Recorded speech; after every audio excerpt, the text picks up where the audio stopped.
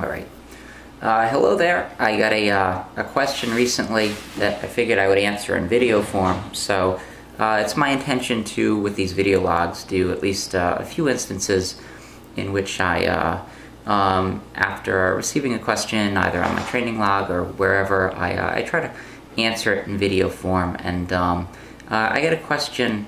I got a question today about the use of reverse bands in powerlifting, and it's a very big question, so I'm going to limit myself to reverse band squatting because that'll help me give a more focused answer, and that's really, of the three lifts, the one lift in which I employ the contrast method training the most in the form of reverse bands.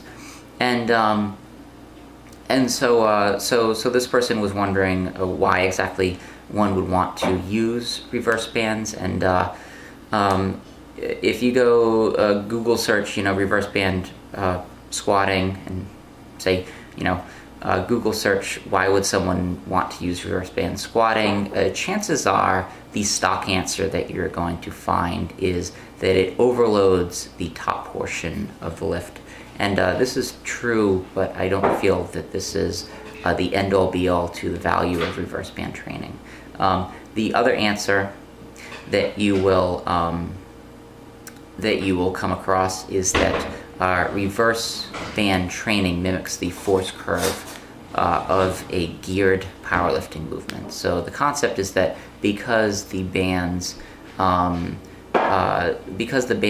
the most assistance at the bottom portion of the lift and deload as you reach the top of the lift, it's like you're wearing, say, a squat suit when you squat, and so you can mimic that experience and again overload the top portion of the lift so that your top end strength is very high, which is necessary for geared powerlifting.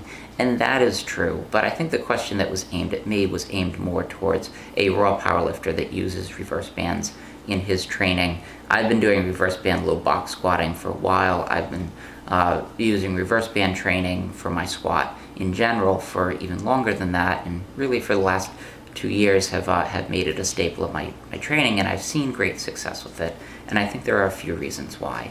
And in order to clear up, I think, a few questions regarding the use of reverse band training, no, reverse band training isn't necessarily the same as using bands attached from the bottom, or necessarily the same as using chains, and I think there's still some mystery surrounding why one would choose one over the other. But in my opinion, reverse band training differs in two respects from using bands at the bottom. The first one is overspeed eccentrics, and this is a Louis Simmons term,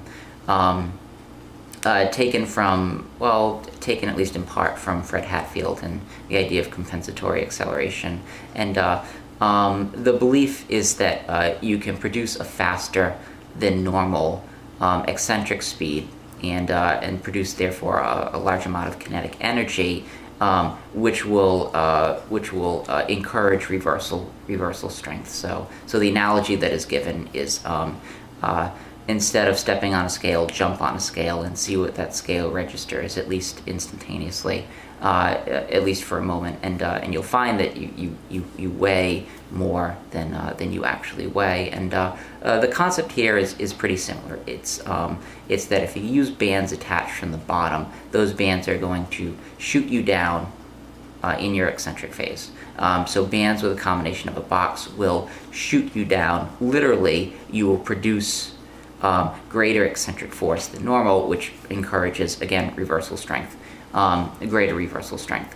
And so that's the premise here. And the idea is that bands attached from the bottom allow for overspeed eccentrics because they pull you down during your eccentric phase, whereas reverse bands do not necessarily encourage overspeed eccentrics. Now, you can increase your eccentric speed by using reverse bands because you can sit into the weight faster. You can sit into the hole faster when you're doing a reverse band squat, and so that much is true. And And Fred Hatfield saw this as being a sort of injury prevention method. For me, I suppose that's a benefit.